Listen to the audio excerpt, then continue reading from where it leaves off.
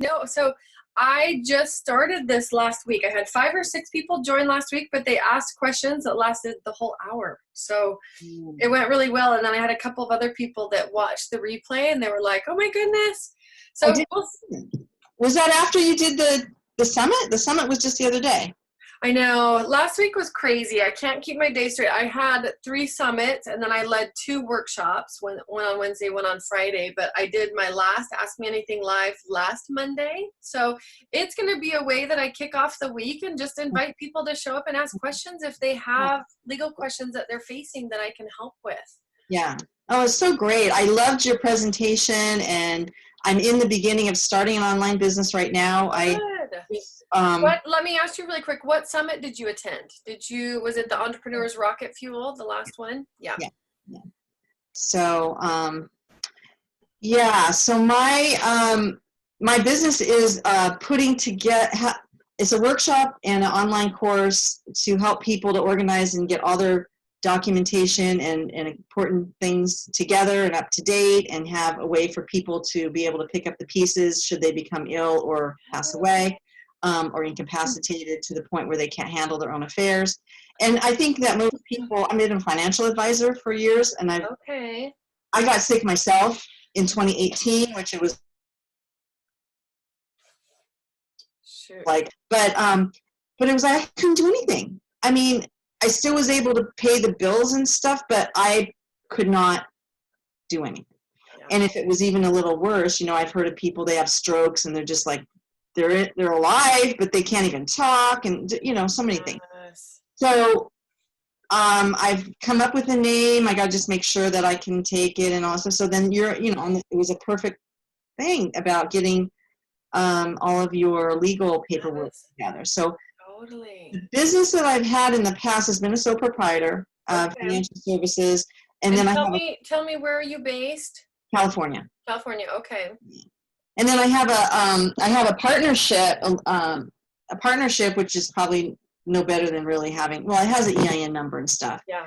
But welcome. It looks like really quick. I'm going to welcome Gabrielle to the conversation. Gabrielle, we're just talking about Stacy's business. She's based in California. She's in the financial world and getting ready to launch an online course or program related to helping people get their affairs all in order. And I'm so glad you raised this. I was actually just thinking about doing a conversation on this the other day. Welcome, David, as well.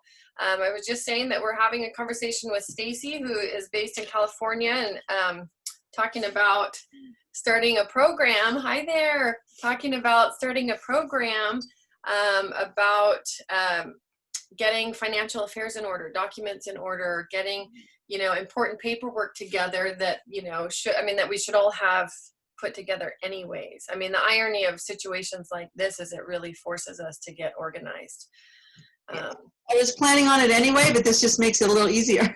That's right. I know we have to do it. Just do it all online was how I wanted to do it. Now that's how we have to work. So it's just and David, Stacy, you should meet David, who just joined. David helps families go through the planning and putting in the supports in place for aging parents and handling all of the complex, like conversations, the paperwork as well, like putting all of this stuff in place, like in context of supporting all our parents, our aging and elderly parents. So you guys live in similar worlds as far as the ways that people need support.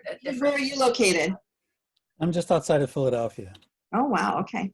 David, how are you? Good to see you. Good. Yeah, good to see you. I was on your 2 calls last week. Excellent. No, that's great. The hard part for me as a presenter is when I share screen and I've got my slides going, the little bar up top of the people that are on the call, like I can see 5 people and it doesn't update me like who joins. I mean, I'd have to keep clicking over and looking. So I'm so glad that you were able to join. Oh, you get a second, just get a second monitor. Yeah, I should, and put it on. Put it up on the other side and then put that one in gallery mode. Oh, that's a good idea. Yeah. So really quick, Stacy, if you had questions, I'd love to be able to help you with the phase that you're at. Yeah. Welcome, Carolyn. Happy to see you here. Oh, and a baby. Sorry, I just had to Celebrate for a second. Yay. All right. So Stacy, what questions do you have about where you're at? Well, I just want to get it right from the beginning. So I'm at the very beginning. So I just want to get it right. And then I didn't know at what point you actually set that stuff up, I guess, was the question. So, okay, so a couple questions for you. And I mean, the caveat for me is that, especially in the context of these group conversations, I cannot give legal advice, right, specific to any scenario. The conversations that I would have generally with people in your space, or any licensed professional. So let me ask you, are you still licensed as a financial advisor? Yes. You are, okay. So a couple things to distinguish. When you're a licensed professional and you have got, your traditional business over here. Hello, welcome folks. I'm so happy to see new faces. We're just talking about launching essentially an online business and what it takes to get that protected. But I'm stepping back because Stacy's also a licensed professional. And so we need to talk about some first step essentials, which is that you want to understand, is what you're doing online specifically related to your licensed profession, or is it something different, right? If it lives in the education and information world, and for most cases, by the way, it does, because licensed professionals, just like myself, like we can't be online giving one-on-one customized advice usually within our profession. I mean, in certain circumstances, we can if it's through like a client portal that's very secure, right? All of that stuff. But for most licensed professionals that I help, what they're doing online is separate and apart from their licensed profession. It really lives in the education and information world. So they're setting up a secondary business. And that's where, first and foremost, the ground rules for any licensed professional is to really be clear on if they have rules of professional conduct or licensing regulations that apply to their profession, understanding those first, making sure that you're really staying within the bounds of what you're required to do for your profession, and then making sure that you set up a separate business entity for a couple reasons. One, to house the liability separate and apart from not only your primary business, right, your licensed profession, but also from your personal life. You don't want to be doing things in either business that's bringing liability into your personal life. If you have personal assets, if you have bank accounts, right? If you have 401ks, I mean, you know this as a financial person. So it really does require a separate business entity. And there's, for what you're doing and being based in California, because an LLC is a great for a lot of people, but it's not always the top choice. In states like California and New York, their licensing fees for an LLC are higher than other states, but we could certainly get you connected with somebody who could help on the entity side. But we could also chat further if you needed some specific referrals. But that would be the primary step to make sure that you are not accidentally putting your licensed profession at risk and that you're not bringing personal liability into your life through your business.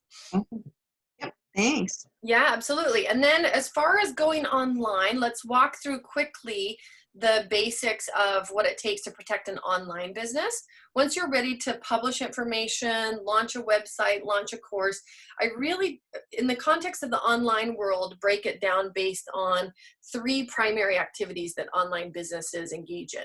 One is just sharing information. So if you're publishing information, you're sharing articles, tips, you're setting yourself up as a featured expert, right? Then people rely on information in ways that we don't always get to control, meaning we know how we intend for people to use our information, but we don't ultimately get to control that. And that's where the liability comes in.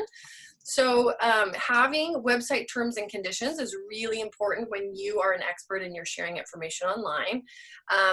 And so that's sharing information. The second activity is collecting information, right? So if you are building a database, you have a lead magnet or an opt-in or a giveaway that you are doing in order to, build your list, you absolutely need to have a privacy policy in place for that. And that's the one document that is required by law for an online business, is a privacy policy, just because privacy is at, the front and center of a lot of what happens online and a lot of the risk. And then finally, if you are selling information, right? You're selling your services, you're selling a digital course or a download, you're selling a workbook. That you need terms of purchase in place that are specific to what you're selling. This is different. A lot of people think like, well, I've got website terms and conditions. They're not the same thing. Website terms and conditions cover the stuff that's generally available to whoever visits your site. Terms of purchase are specific to that locked content, specific to the services. And we do different things online, but generally in the information world and the entrepreneurs that I serve, you're basically delivering your proprietary information in a variety of ways, right? Maybe you're doing it through one-on-one coaching, maybe you're doing it through workshops, maybe you're doing it through a pre-recorded program that's available online, or a digital download, or a workbook. But in that process, you're creating liability in new ways. You're creating opportunity and liability. So your terms of purchase are specific to the sale, and they do a couple things. If they're done right, they protect your proprietary information. They also help protect your merchant account. So if you have a chargeback request, or somebody is requesting a refund or something else, and they go to the credit card company instead of coming to you, you ultimately end up defending what's called a chargeback request. And it's very expensive for small businesses to have to go through this process, because it takes a lot of time. You have to provide all your paperwork, and it's this long back and forth process. And at the end of the day, if you don't have terms of purchase in place specific to that sale, ultimately the credit card company usually just hands the money back to the purchaser, even if they've already consumed your product. So friendly fraud, by the way, which is mostly what we're talking about in the chargeback world, accounts for 86% of online fraud.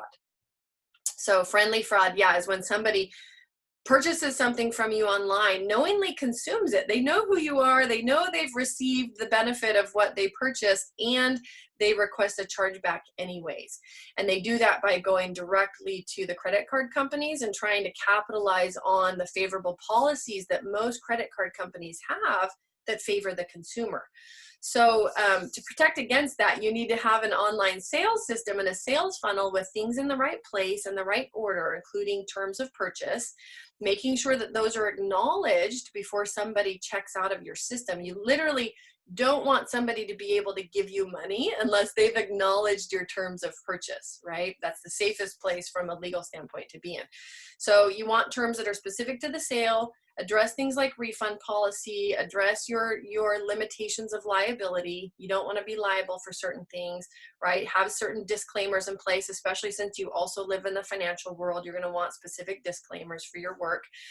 So those are kind of the three main elements of an online business. Disclaimers are often a fourth document that can be pulled out separately. So disclaimers show up like when I deliver my website protection package. I have disclaimers, in which David knows about now.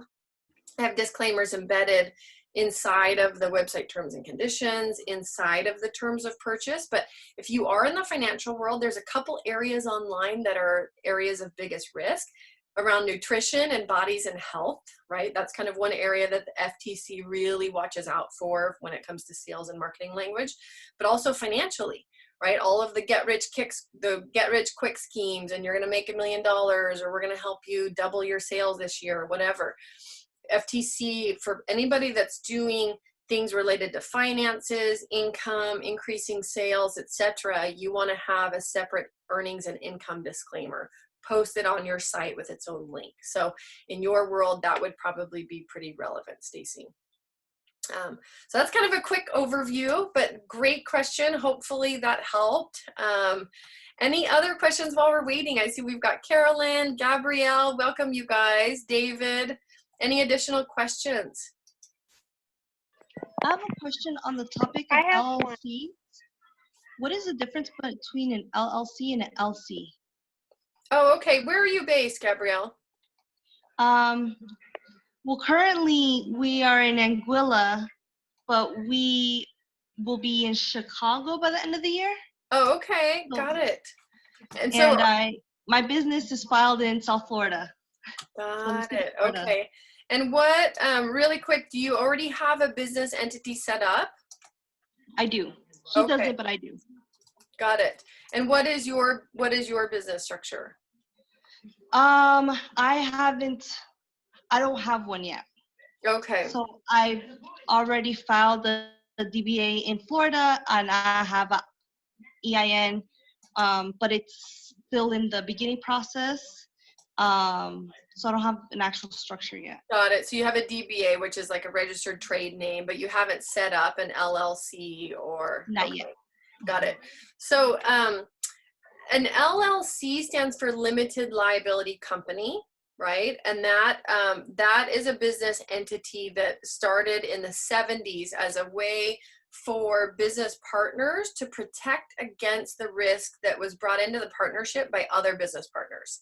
So it essentially, it's a very flexible model. And even though it was originally set up to protect business partners from each other, it is the most popular model today for single members, like single owner, essentially what would be a sole proprietorship, but with an actual formal entity. So as a sole proprietorship, your liability lives in the same area as your personal assets, right? There's no distinguishing line between what you do in your business and in your personal life. So from the standpoint of the government, the IRS, like you and your business are one and the same, which is not a good place to be for very long if you've got personal assets, if you've got other income or bank accounts or home, any assets that you care about. So an LLC achieves setting up a proper business structure with a separate entity and really says my business is over here, my personal stuff is over here. LLC stands for limited company. And this means, and you should know that I don't do a lot of work with LCs. I don't know a lot about limited companies. It sounds like that might just be an alternate designation for limited liability company. It says the terms are synonymous when I did a quick search, because I don't know that we have LCs here in Washington. I'm based in Seattle, Washington. But it says online that they describe the same type of entity. So it's possible that people just call them limited companies, but it's the same thing as a limited liability company. So that seems to be my initial search, but I don't otherwise, I haven't formed LC, like anything that's an LC limited company for somebody, unless it means limited liability company. And in that case, I've done a lot of that work. But an LLC, just generally, while we're on the topic of LLCs are, from the standpoint of business management and flexibility, they're a good model, especially for the types of entrepreneurs that I serve, which are generally, sole proprietors that are creating a business. So speakers, coaches, authors, consultants, online experts, online marketers, all of those folks are in the range of people that I serve. And the thing that's really good about an LLC model is that you can make a tax election change. So you can actually change the way that you're taxed as a business. You can change what's called your tax election status. In most states, an LLC is a flow-through taxation model, which means if you're a sole member LLC, or even if you're a two-member LLC but you're married, you have flow-through taxation, which means you're taxed on the individual level. Like your income flows through and you're taxed basically through your 1040C is how you report it. But you can change your election status. So you can file a form with the IRS that says, please tax my LLC as a C Corp. Or please tax my LLC as an S Corp, or please tax my LLC as a partnership. So this is where, for anybody in business, I highly recommend that you work with a tax advisor or a CPA who knows your personal financial status, because your election might depend on a variety of things that I wouldn't consult on. For example, if you have got a financial scenario involving your partner's income or assets that influences your ability to either hold income in your business or withdraw it, depending on what your goals are. If you were to leave income in your business, even if you're starting out, you might make an election to be taxed as a C Corp, because you can hold income in your business as a C Corp and not have to be taxed on it. Whereas with an S Corp model or an LLC, that income has to flow through and you have to be taxed on it at some point, this year. So So what election you make in your business can sometimes depend on other financial factors in your life. And so I always recommend that in addition to getting legal counsel, if somebody's in the process of setting up a business, making an initial tax election, that they have a tax advisor on hand that knows about their personal financial scenario, can help them be a strategist around what strategy is going to help them meet their goals. Because as an S corp, you know, you might have certain advantages there depending on your income level. You might initially let all that income flow through depending on how much you're making, and just stay, you know, let it remain as is, just the standard, you know, once you set up the LLC, just not make an election yet. So there's the good thing about an LLC is that it is flexible. You can change the tax election status. I mean, there are certain restrictions around that once you make an election, but it tends to be a good model for people who want the management control of their business without all of the rigorous requirements that go along, for example, with setting up a traditional C corporation. Because you can create an LLC and be taxed like a C corporation, but not necessarily have to do all of the other rigorous requirements that a C corporation has to do. So, you know, it's a big conversation. All of the different entities is a big conversation, but it's really something to be thinking about, including at the early stages of business. So good question. Was that helpful? Do you have any other questions? Stacy, do you have a question on that? Yeah, so I looked at, you were saying the costs that are associated with the LLC in California. Mm-hmm. It's saying that you have to pay a state fee of $70 to file, and then a franchise tax board fee of $800. Yeah, within 90 days of filing your arcs. It's like, you know, if you're just getting started and everything's going out, like how do you decide when it's important to have the LLC in place, and can you still really sort of get everything up and going and start flowing the money and then get the LLC, or is there some other way to get around that $800? Yeah, that's a tough one. And that could be, so for example, I don't know in California about the filing fees for a C Corp, right? You might look that up, because the other thing I could do is get a referral though for somebody who practices law in California, so that they could walk you through the advantages of different entities being based there. I mean, California is, what do they call it? I think the 7th biggest economy in the world. You know, just like the state, maybe it's not the world. It's definitely, you know, the top economy within the United States. New York and California, obviously, you know, are hubs of large people. And their state fees for business reflect that, right? That you're participating in a very large sub-economy within the US. So it's, you know, you definitely have to pay more money when you are a business located in those states, but there may be ways. So, and this is again, something where I'd want to get you connected with an attorney who practices law in California, but there might be reasons. So for example, I've got 2 businesses. I'm a licensed professional here in Seattle, and then I have a second business, which is an online information and education business, right? The Legal Website Warrior, which is how most people find me. That is a strictly online business. I mean, that is not location dependent. The people that I serve are around the world. They're actually largely not based in Seattle.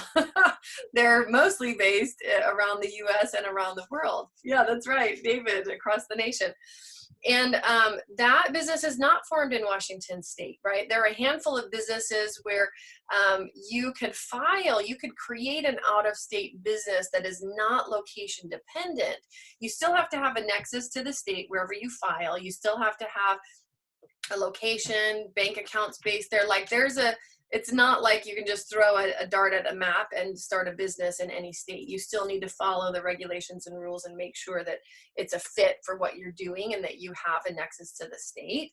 But there are some instances where it makes sense to file at a location other than where you're based. But I definitely want you to have the benefit of California-based counsel that can first walk you through the options based in California, including different entity options and what the fees are associated with startup there.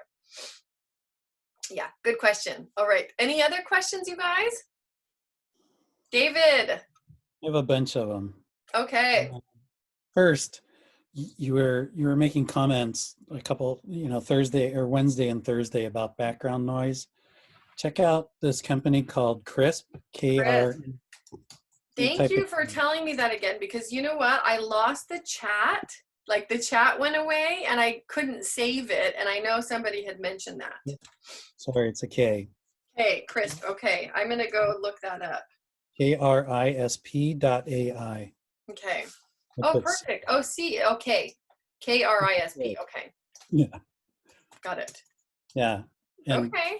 I'll get rid of all background noise. And it's funny because the guy sitting there, when you watch the video, has a kid that is screaming right next to him. And you can't tell.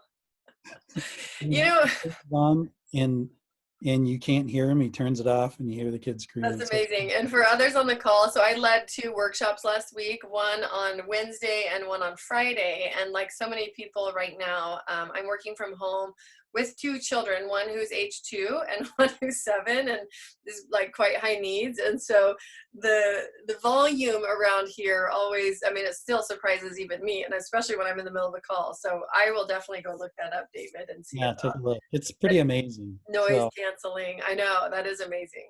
yeah, I have a dog that barks at just about anybody that walks by the front door, and it's worse when there's dogs out there. So Totally. Oh, we love our dogs, but they can be noisy.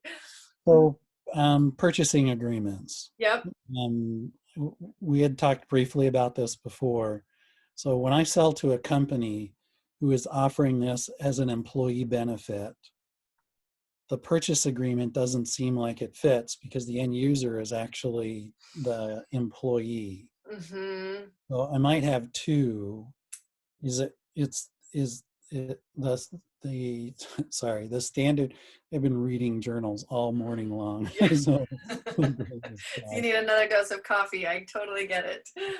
so the purchase agreement is to the company. Yeah. And I think when I read through that, that was reasonable. I didn't trip up on anything. Yep. But do I need another? It seems like I need a disclaimer agreement with the employee Mm-hmm. instead, especially because I'm dealing with all of those things, the medical side, the financial side, the care, Yes. referral side, and all those kinds of things. Yep. And just for other people on the call to benefit from David's question, which is a good question, David helps folks basically plan for, end of life care, end of life decisions for aging parents and grandparents. And so he's in a really complex area, and generally, I'm sure working with all, especially in the context of a family, people with differing opinions and lots of emotions around how these decisions get made. So, I mean, first of Yeah. all, hats off to you, David, because it's really important work. And you're saying that a company might sign its folks up for your training or your services. Right. And so you've got basically 2 levels. You've got the company, but the actual recipient of the services is the employee. Right.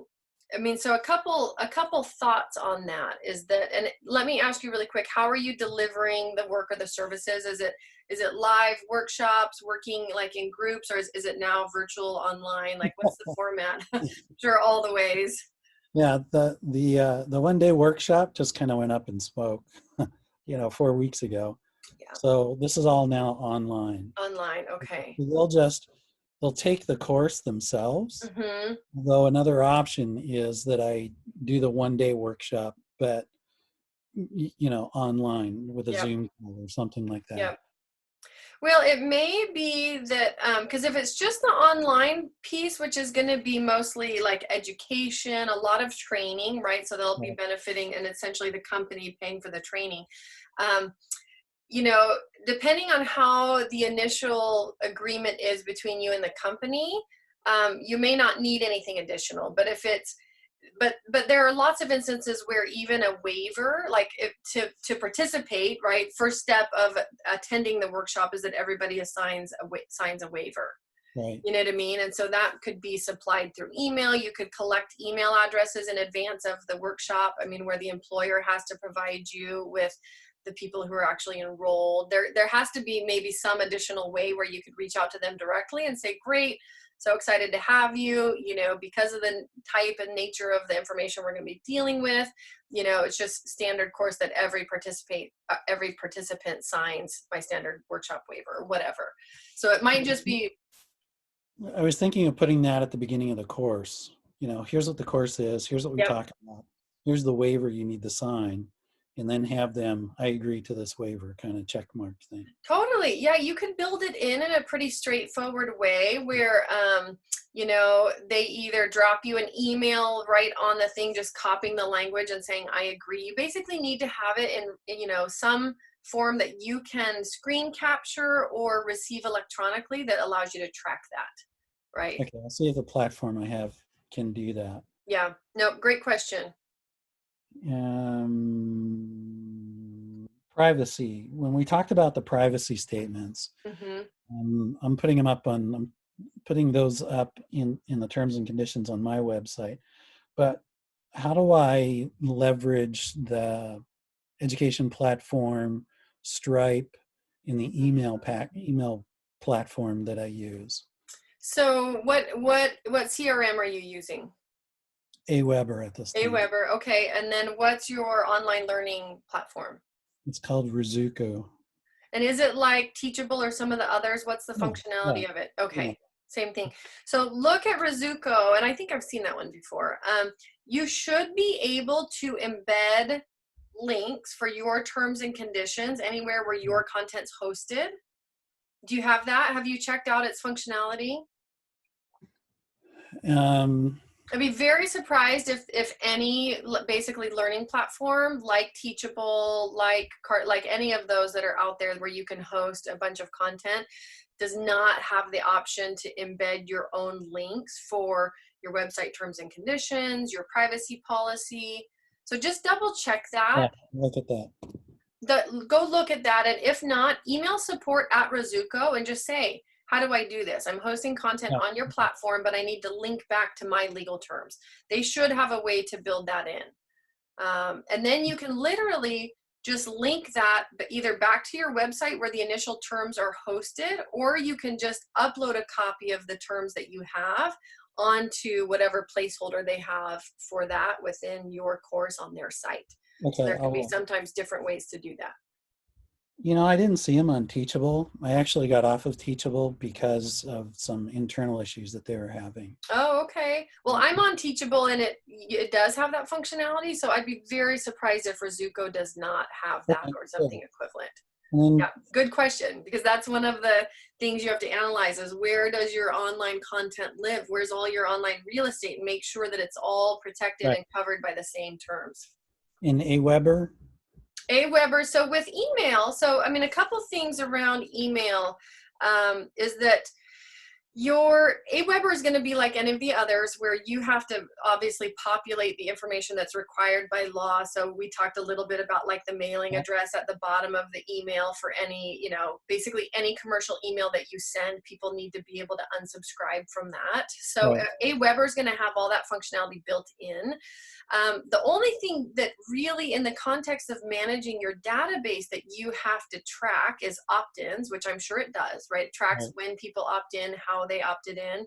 I don't know, are you able to do tags in Aweber? Can you segregate your list? You can, okay. Yes. So you could look at tagging systems for if there's anything that you need to track either about additional consents or opt-ins through that. But otherwise, I'm sure Aweber has an automatic opt-out system where if somebody unsubscribes, they're not going to receive your next email, right? Yes. Yeah. So from that standpoint, you're good. I know Aweber is reputable and the functionality is going to be on par with what it needs to be. You just have to make sure that wherever your landing pages are, where people are opting into your list, that you have like your privacy policy on a link, like immediately next to that opt-in so people can access the right disclosures, right?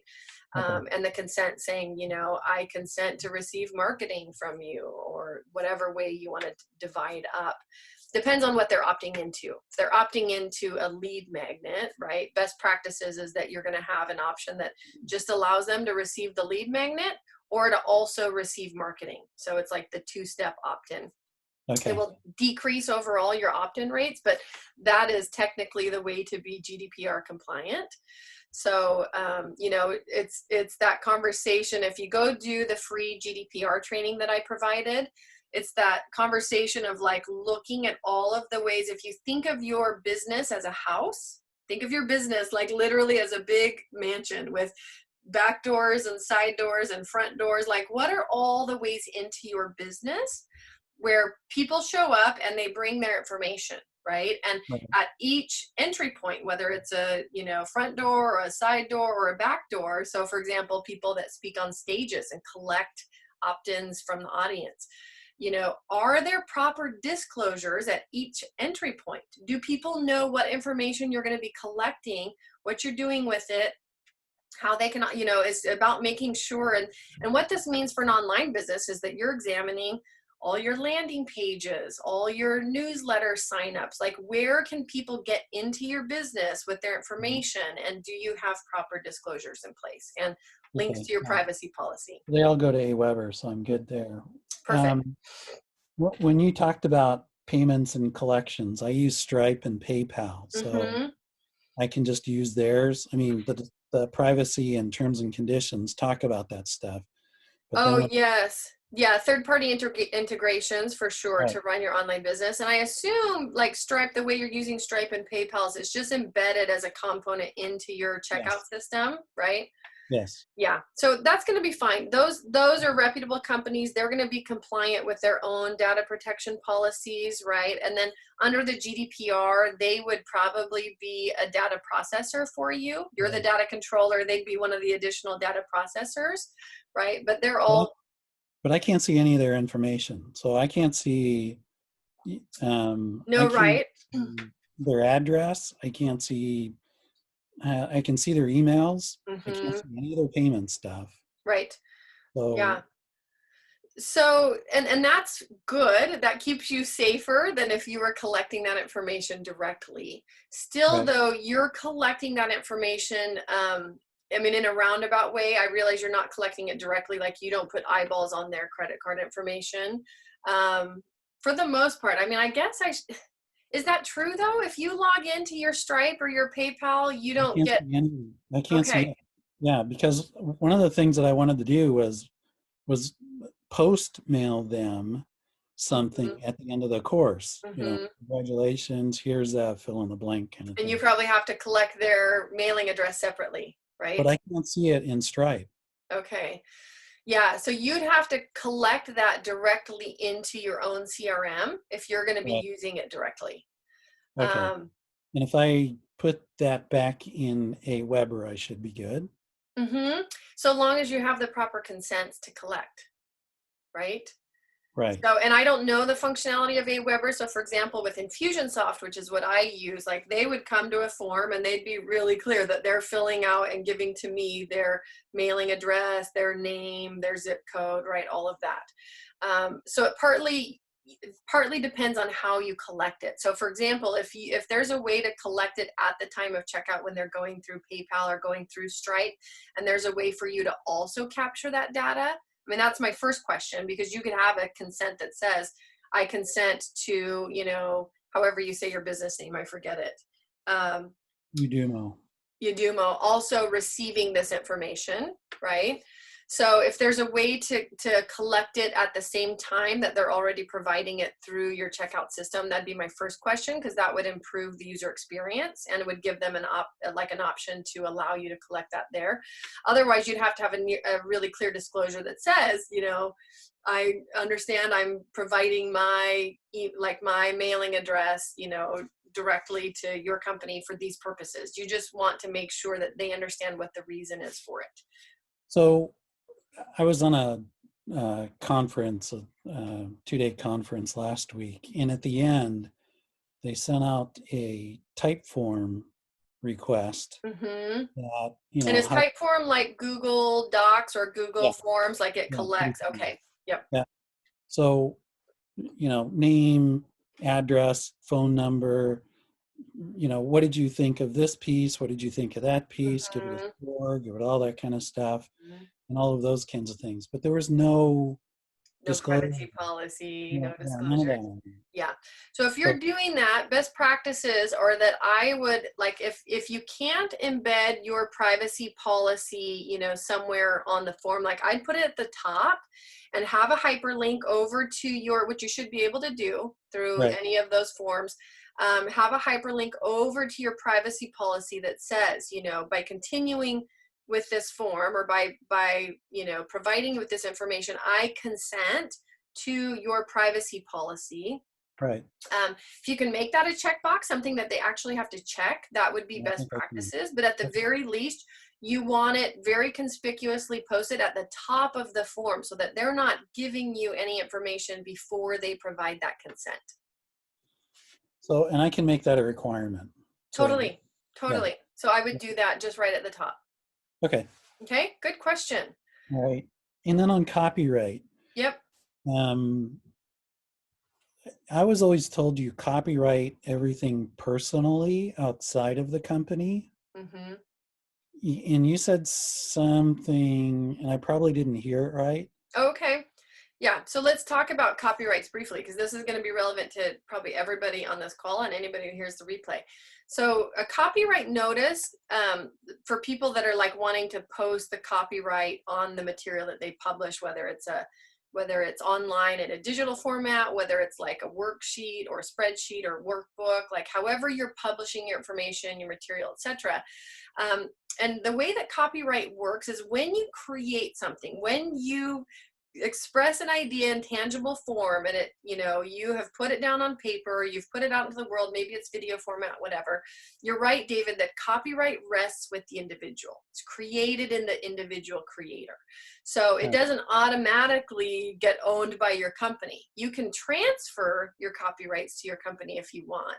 What I do, the way that I post my copyright notice is, and I should double check because I'm sure that I've done this in different ways, but my copyrights, I'll put, and the way to do the notice is C in a circle, followed by the year that the work is created. So people, I'm just amazed at how many questions I've gotten on this lately, in part because people will see my copyright notice on the bottom of legal documents and go, oh, your copyright expired.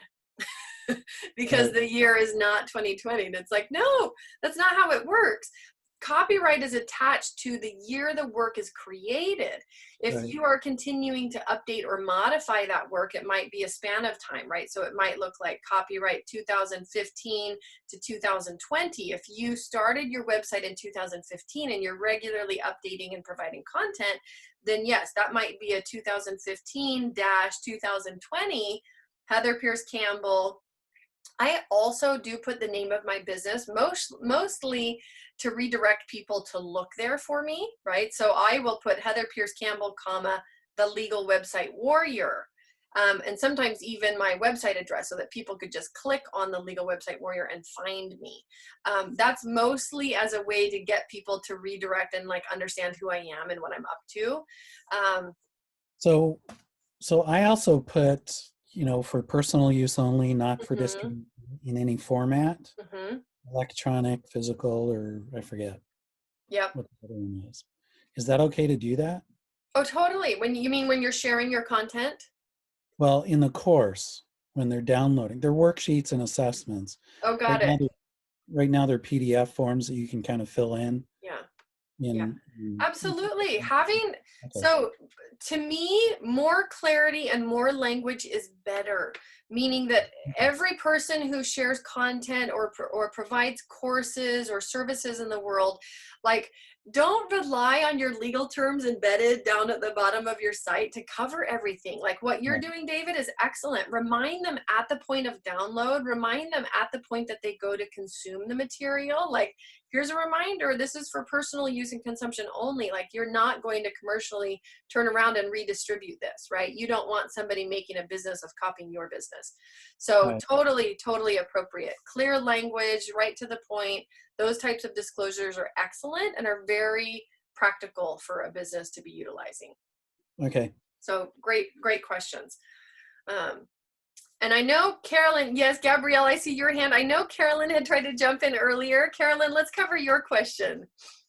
Okay, thank you. And you had great questions, David. So I even got some good notes from that. So thank you for that. Yay! So one of my questions was, I'm going to be starting a podcast soon.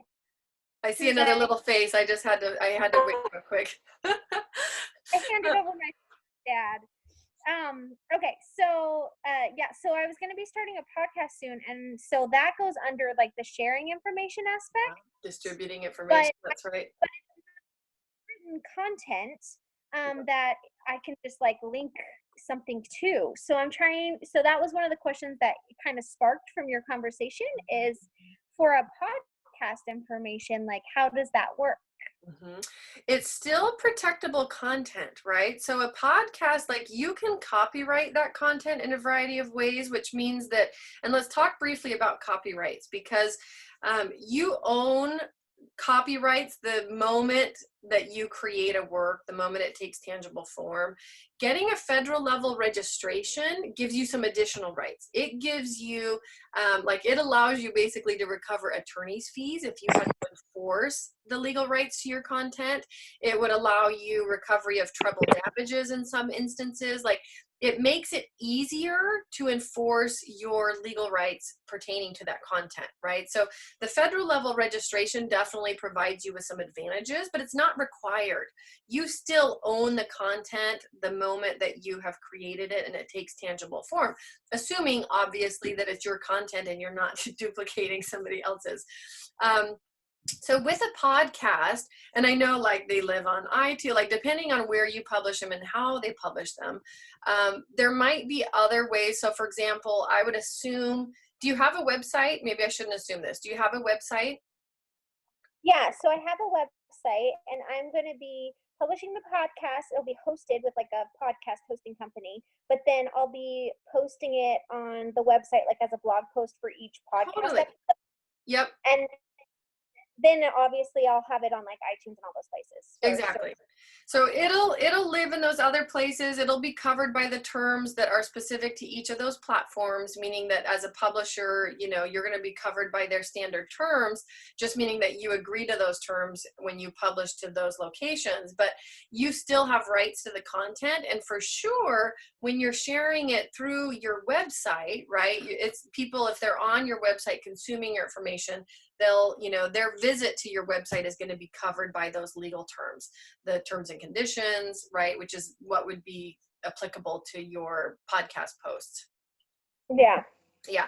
But the thing that you could do, which a lot of people do, is like, especially if you have a service that turns your podcast into a written transcript, Mm-hmm. right? There are ways that you can kind of duplicate the publishing effect of a podcast and the information shared via a podcast, where you could also create a transcript form and you know, publish that under your same terms and conditions. Like you could turn that into its own article or excerpts into its own article, right? And make sure that you put your copyright notice on that as well. And in regards to publishing, let's talk about digital publishing really quick, because a lot of people, again, will rely on the copyright notice that lives at the very bottom, like down in their website footer. You know what I'm talking about? Where you can put the name or owner of the website, the copyright date. Don't rely on that when you're publishing like articles, blog posts, videos, like bits of content on your website. Best practices are that you put a copyright notice. And it looks like we have somebody else joining us. Hello, A's iPad. I'm wondering if that's my son, Aiden. Aiden's like, I don't know what we call that iPad. Like, how is he connecting? So put the copyright notice right in the content, right in, like, so if you were to publish an article on your website, right, like a space or two down below the last line of the article, you would also put your copyright notice, copyright 2020, followed by your name. And that's because if somebody scrapes digital content, so normally you'd have to have a federal registration to have access to certain protections, meaning like treble damages, attorney fees, etc. If somebody scrapes digital content off of your site and they remove a watermark or a copyright notice, you can still get access to certain level of damages if they are taking a copyright notice off of your work and then resharing it or duplicating it. So that's where, you know, I generally recommend that wherever you're sharing your content, put the copyright notice on it really close to the itself, really close to the image, the video, the bottom of the article, so that people can't miss it. They get to it and they're like, oh yeah, I know who created this.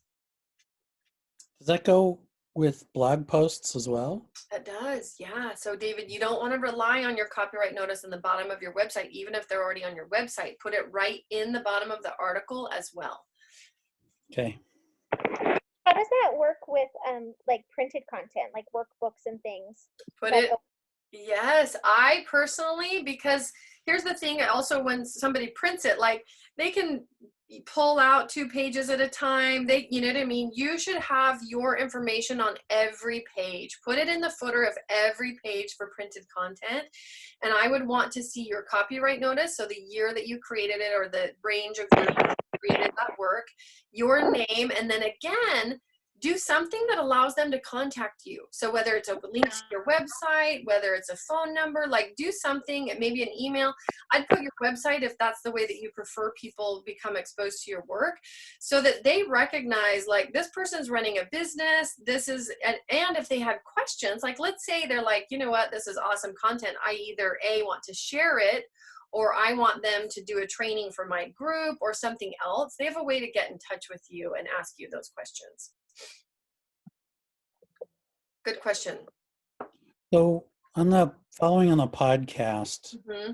if you are interviewing somebody, can you still copyright that? Or if you have a panel that you're interviewing? Good question. So this is where, I have a 5-bucket framework that I teach on how to approach business protection. This would fall within bucket number 2, David, which is contracts, right? Bucket number 1 is business structures. Bucket number 2 is contracts.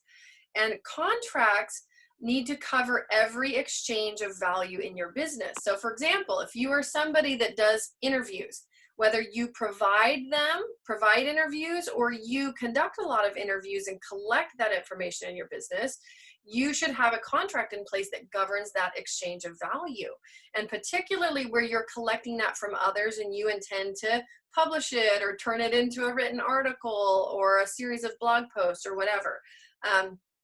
So on my standard, and I'm happy to share the link, but I have an interview release form, which is a short waiver. It's a short agreement that says, look, you know, you agree to be interviewed by me. You agree that I can use the content basically for any commercial purpose without having to pay you for it or obtain additional releases.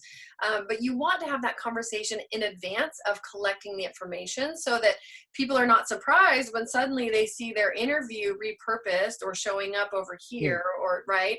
Yeah. So to the extent that you can handle that in advance and just have a really open conversation, which is like, hey, I do a bunch of interviews. This is part of my business model. You know, if you agree to do this, then you consent that I use it in other places in my business or for marketing purposes, right?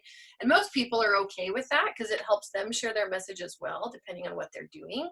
But you definitely want to have those open conversations before you have the interview. So I have two. Go ahead. So one thing that goes along with that, there was a strategy that I've seen another podcaster do where on their website, they have like a little space that says, it's like, ask me anything and I'll answer it on my podcast. And you actually click on their website and you can record your audio speaking into like your computer. And then she uses it on the podcast of like your little audio snippet and answers the question. I was like, oh, that's so genius. Yeah. But now I'm talking to you, I'm like all these red flags, like legal issues. Yes, you'd want to have consent around that. Are you using their name live? Are you using a photo of them? Are you using, you know, a recording of their voice? You would definitely want legal consents around that, because what if somebody was like, you know, I don't know, they had trauma around how their voice sounds and they didn't realize that the recording of their voice was being used. They thought it was just the question itself, right? I mean, crazier things have happened. Mm-hmm. Yeah, you'd want a short consent that says, look, I agree, I consent to the recording of my voice being used, you know, in your business. For sure. I would have like basically a checkbox with a link to like a consent that says, I agree to using my voice. Would that suffice? For the most part, you just want it to be clear, and you want, like, whatever the future use is, you want to make sure that it's fully described. Like, so if you want it to be open for any kind of future use, you need to say that. If you intend to use their name along with their question, you need to say that.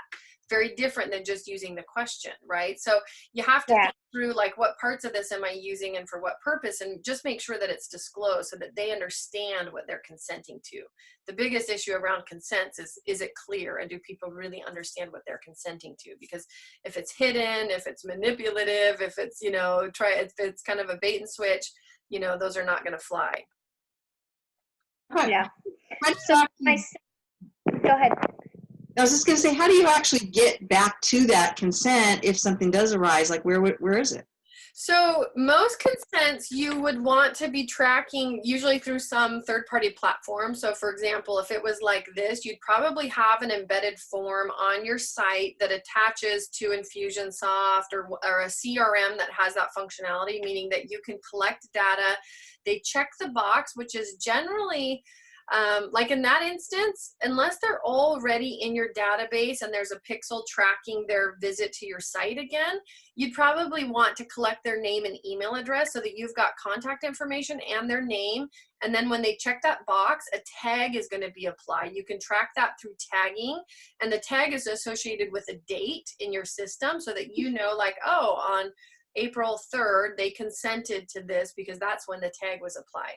So partly, I mean, you have to think about this, and you have to understand what third-party platforms you're using, what system you're using for tracking that data, and making sure that it tracks the right components, like date, when was consent achieved, and in what format, like where was consent achieved, so that if you were to ever be audited for any of this, or you were have a legal dispute come up, you could go right to your database and say, I know what this means, I know what this tag applied means, and I know that the date means that's the date they landed on my website and entered the form. So you just want to make sure that you understand your systems and it has the level of functionality that you need it to have. Good question. So I have a separate question that has to do with contracts. I have someone I'm going to be trading services with in my business. So, but I know that there needs to be some sort of a like written agreement of like, you're doing this for me and I'm doing this for you, and it's going to be an even exchange, but not really sure the best way to do that. Yeah, so first, there doesn't have to be. Plenty of people do stuff like that without there being written agreements. Obviously, the attorney in me would say, agreements. What was that? People do a lot of things without written agreements. Totally. And I'm just saying, I'm making the point that you can have an oral contract around that would probably be upheld. But the challenge with any oral contract is that it's, you know, it's not always clear. People can have different memories about what was agreed to. And if you don't have it in writing, it's a he said, she said. So with a written agreement, you know, basically for any contract to be valid, you have to have covered the material terms, right? So the material terms are anything that are essential to that contract being agreed upon or fulfilled, that if they weren't there, if they weren't addressed, people wouldn't participate in the exchange. They wouldn't agree to whatever it is they're agreeing to. So material terms are usually things like, you know, the amount, the description of the services, any timelines attached, anything that is really pertinent to that exchange. And, you know, you can, like, people have contracts that are like scratched in, you know, probably poor English on the back of a napkin, like all day. Like you can write down things in a variety of formats and have it be a contract so long as both parties agree and sign. So it doesn't have to be fancy. It doesn't have to be written by an attorney. For really complex things, obviously, I recommend legal help with that stuff. But generally, the best contracts are the clearest. They cover the essential points. They match what the parties are actually agreeing to. A huge mistake that I see every day in business is people putting contracts in place, even relying on templates or relying on standard contracts that they've pulled off the internet that don't actually match what their agreement is about, or they don't actually match the terms that they're trying to put in place. or this, people have oral conversations and they think that they've got it figured out because they've talked about it. But when they go to write it down, what they write down doesn't match what they orally agreed to. That is a really, really frequent problem.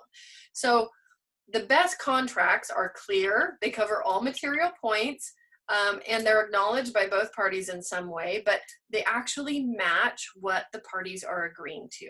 And so that's where sometimes, simple English, simple language is best.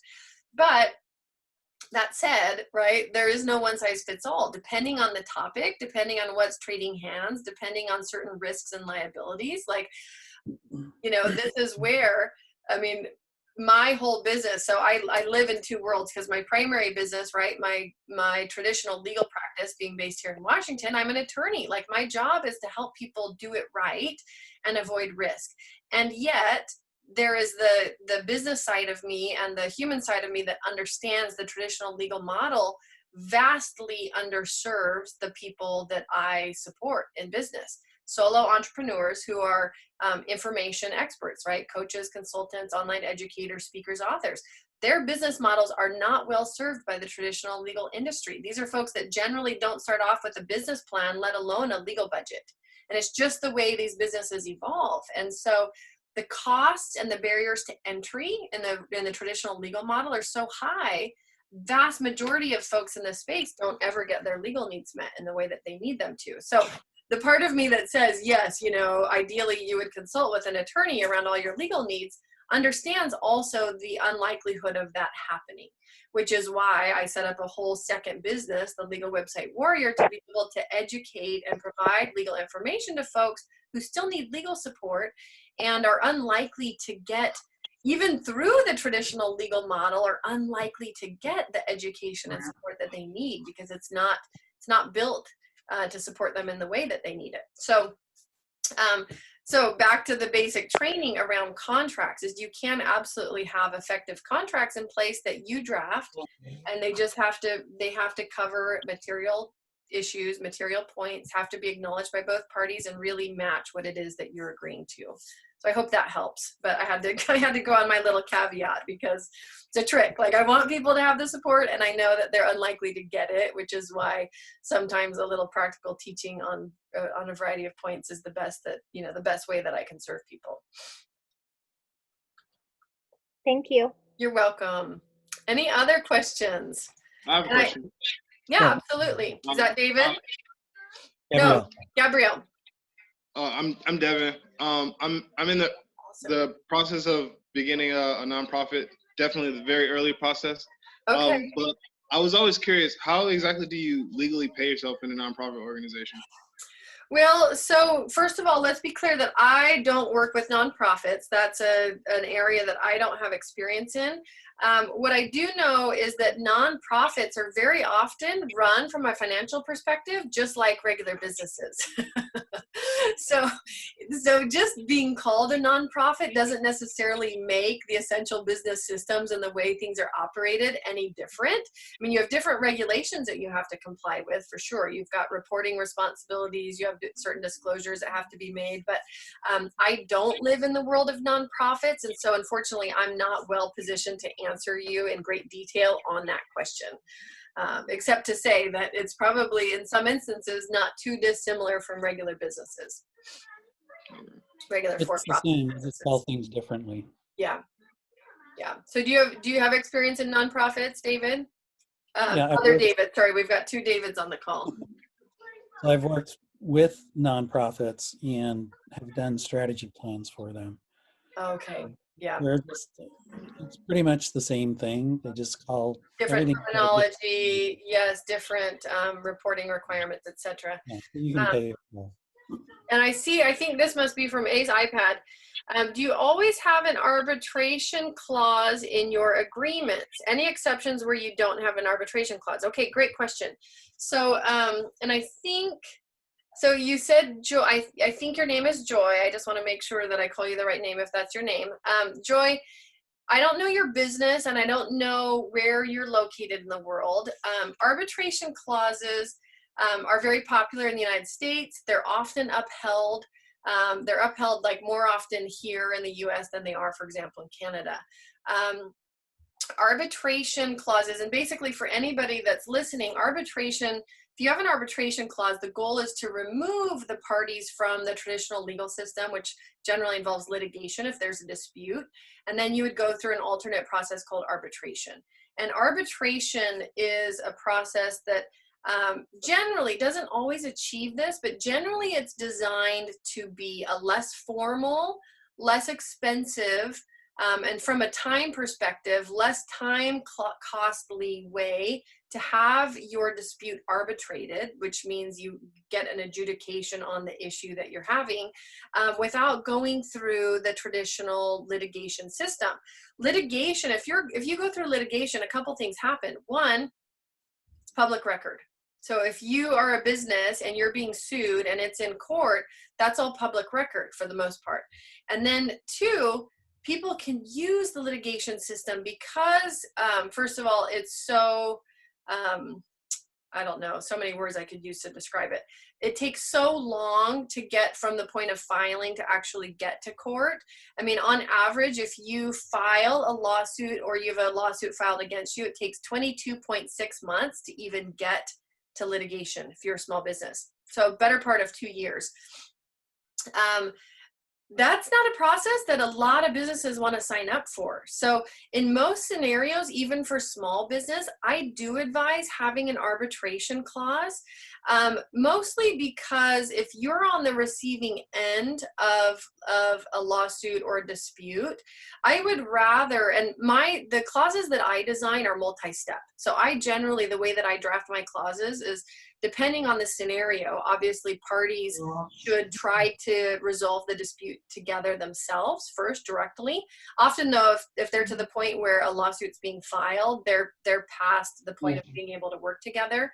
But a multi-step process where they have to participate in mediation first, I will stand behind all day long, because if you've got two parties that are operating in good faith, mediation is successful 95% of the time.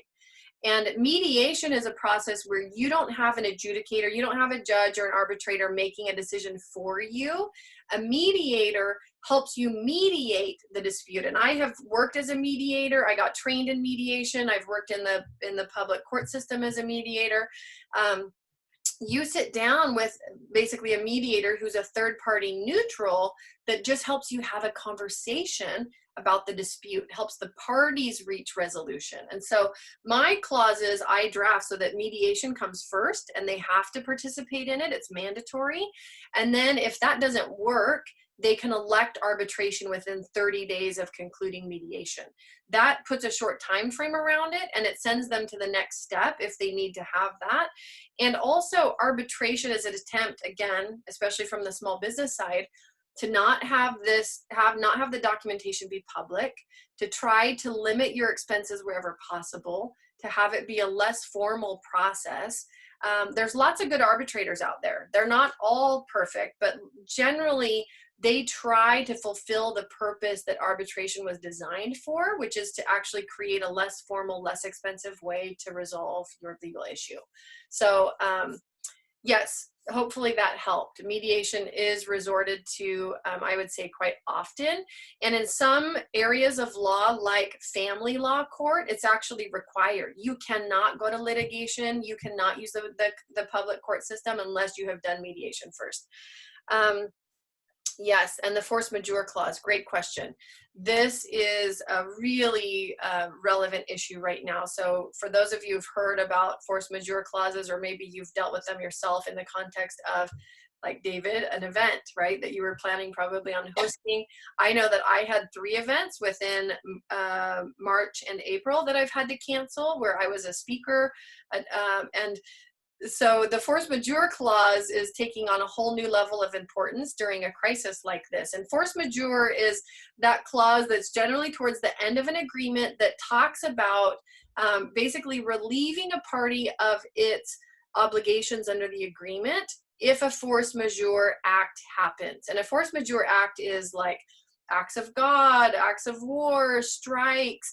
Like there's some similar descriptions that show up in most force majeure clauses that are basically, if you read them, like things outside of your control. And the trick about force majeure is that Generally, the force majeure event that is happening, that's now being called upon as a way to basically cancel the contract or avoid performing under the contract, has to be anticipated by the force majeure clause. So not all force majeure clauses are the same. There's no one size fits all in the force majeure clause world. You have to first look to the language of the force majeure clause to see, was this event anticipated by the language in that clause? If not, generally it's not going to be excusable under that clause. Now, there may be other reasons under common law where it might be excused, like there's a doctrine of impossibility or a doctrine of impracticability, where if something just becomes impossible to do under the contract, people will be excused because they couldn't fulfill it even if they wanted to, right? And we're facing a little bit of that right now. We have, so for example, when COVID-19, when this coronavirus issue was evolving, I mean, my phone was ringing off the hook for days with people having canceled contracts and canceled events and not being able to do all these things in business that they'd anticipated doing, and not really knowing, like, how is this going to be interpreted? And there's basically two levels to force majeure. So if you look at the coronavirus, for example, there's the coronavirus itself, like, is that the force majeure event?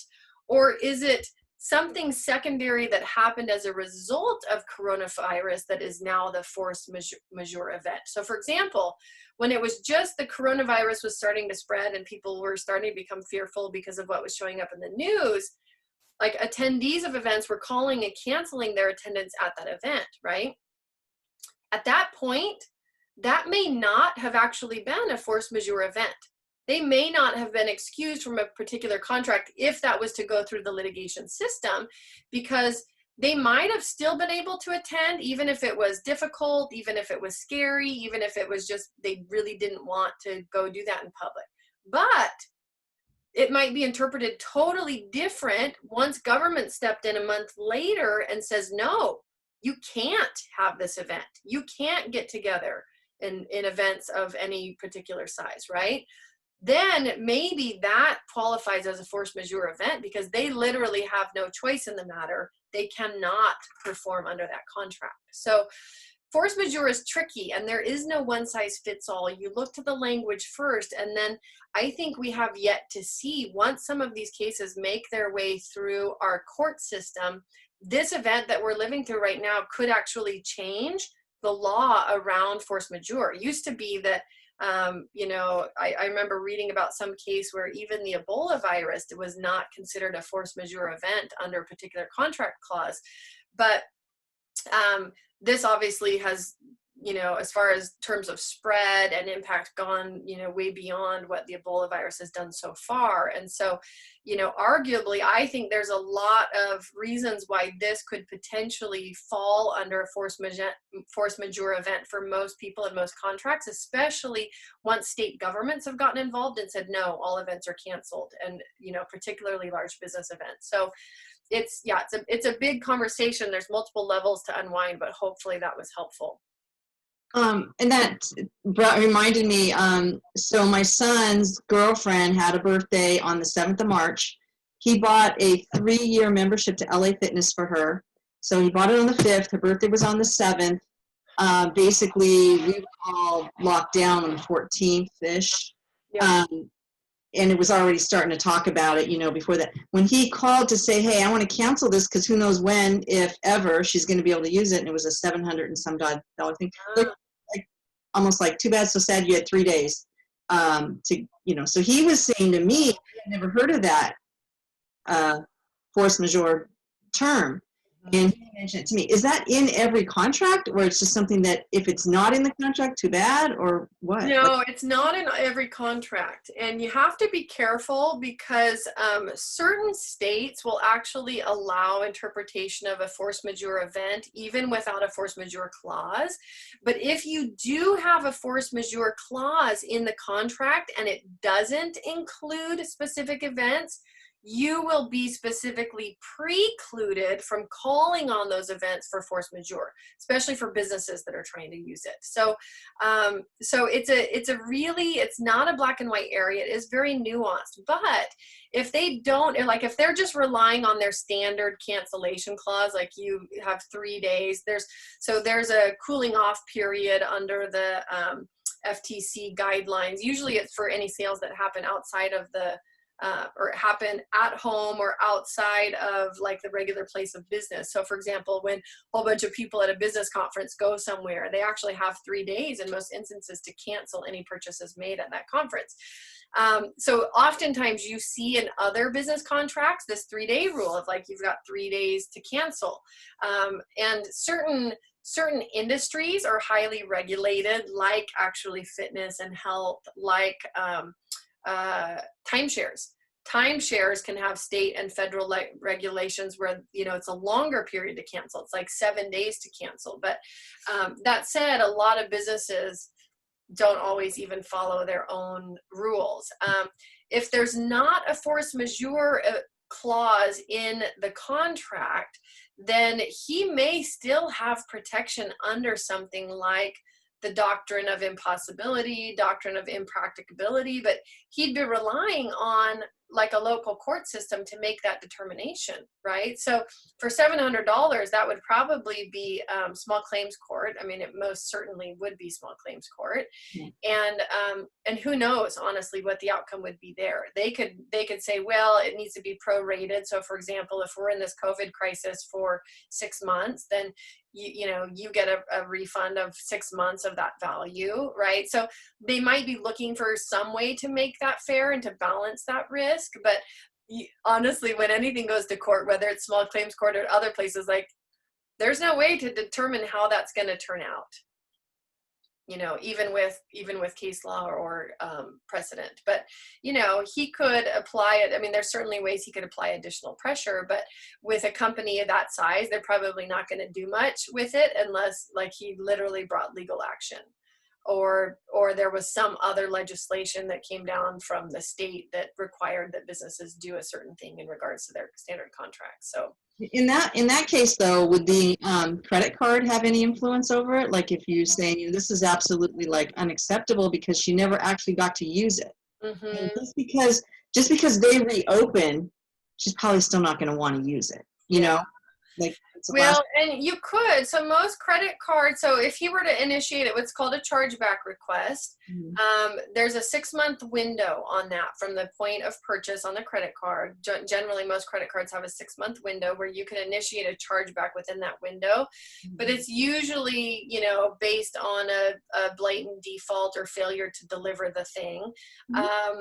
I mean, it could be that because they can't use it within that initial 6 month, they might be able to achieve that. I mean, it can't hurt because from his perspective, he just will have to fill out the initial information and then they open an investigation and get the company to respond. But sometimes that can be successful. I've certainly advised clients in certain instances to just initiate a chargeback if the company's not responding. Okay. Yeah. I do want to chime in with one quick thing. I used to do IT consulting, and one of our clients did basically all of the billing and collections for those gym memberships. And I know from being in their office many, many times and overhearing them on the phone, they will not refund, cancel early, or give any money back unless you are actually like dead or there's some sort of like extenuating circumstances. Like they are the worst of all contracts to try to get out of.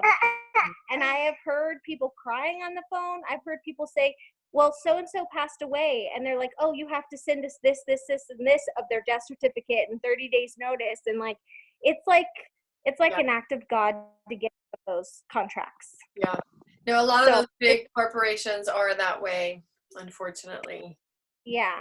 I'm just giving you a warning because I've been around them. I was around them quite a bit with that one consult, and I was very surprised by the way their contracts work. That I'm like, I am never joining a gym membership because of No thanks. I know. Yeah. Just real quick, Carolyn, I actually sent you a private message. I don't know if you saw it. No, I didn't hear. Let me see. I hadn't looked. I Um, was distracted with this kid. I know, it's so cute. So much fun.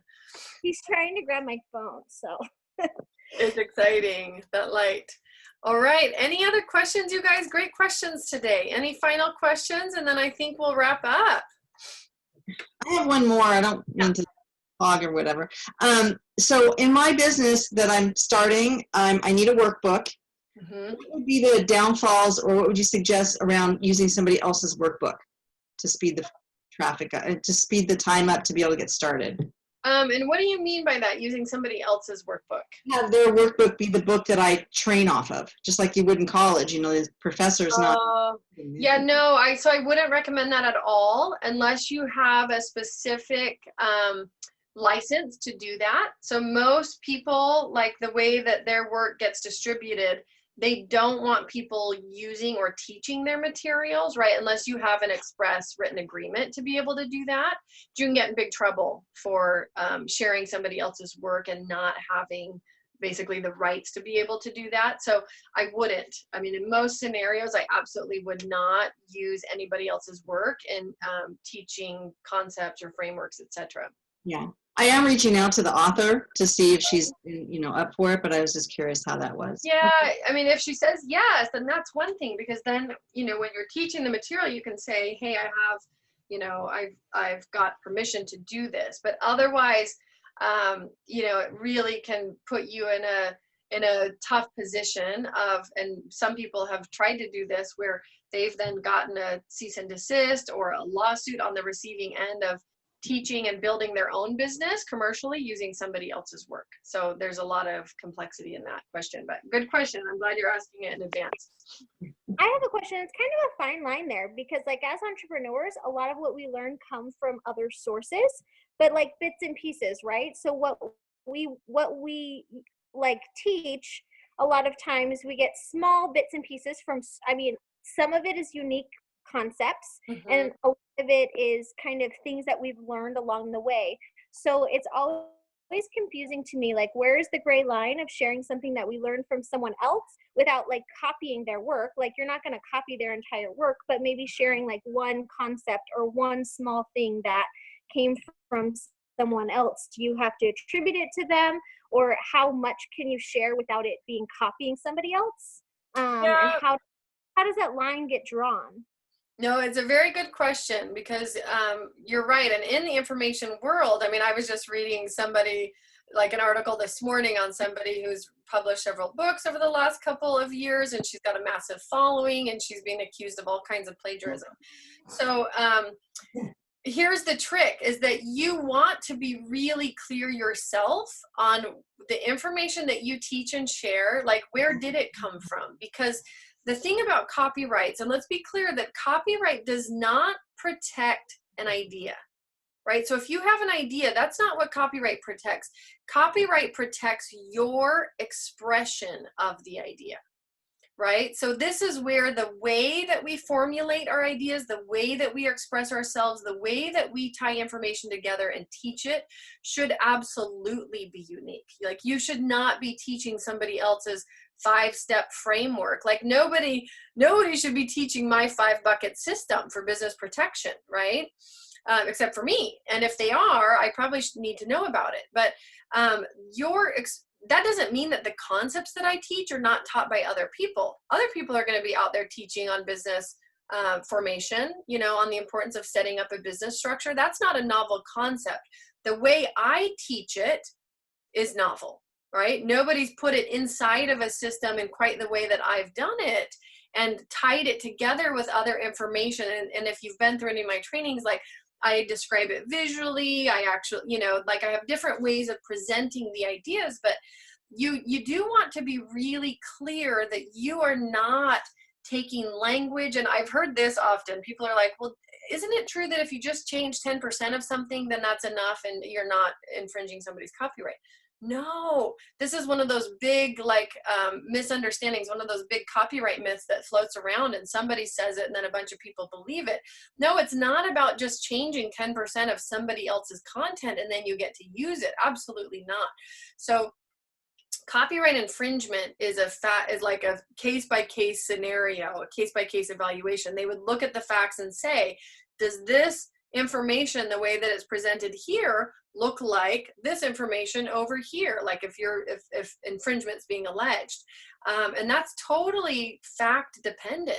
So there isn't necessarily a bright line rule about what constitutes infringement and what doesn't, except you need to be reasonable. You need to look at your information, especially if you're teaching and you're presenting, you're writing, and be really clear and understand exactly where you got your training from, so that you are not duplicating somebody else's ideas. You're not duplicating their systems, their framework. You're not languaging it in the same way. Like, we can all teach on related topics, but talk about it and present on it in very different ways. So a lot of it is really, I mean, I hate to put it this way, but a lot of it really is about personal integrity.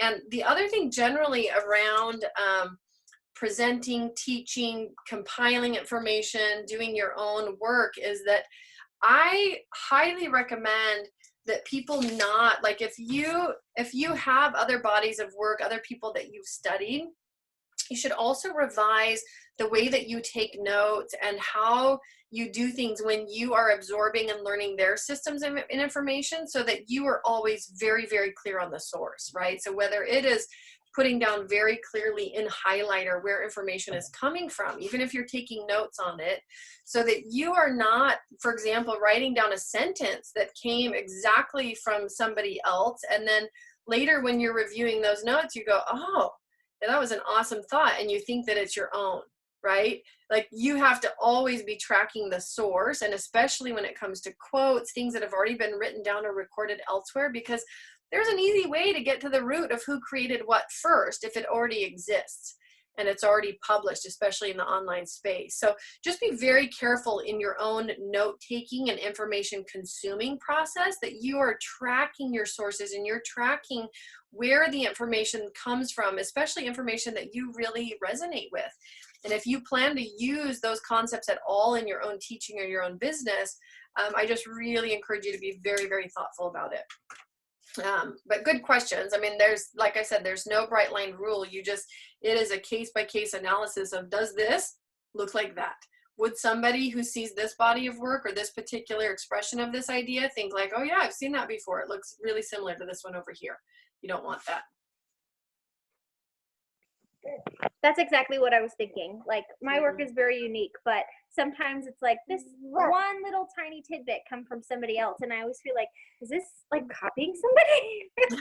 But like, not anything like, it's like what you said, like the way that you approach legal contracts is totally different than somebody else. Yes, the way that I teach on most of my topics is quite different than others, especially in the traditional legal industry. But you know, just be clear, especially for phrases that you use often, things that are kind of becoming part of your signature presentation, your signature talk, etc. You do not want to be folding in other people's pre-existing expressions of that particular idea and using them in the same way. So it is just really about being very thoughtful when you, and also when you creating from a place of like not duplicating, creating from a place of true creation and not relying on other people's text or notes or books in front of you, right?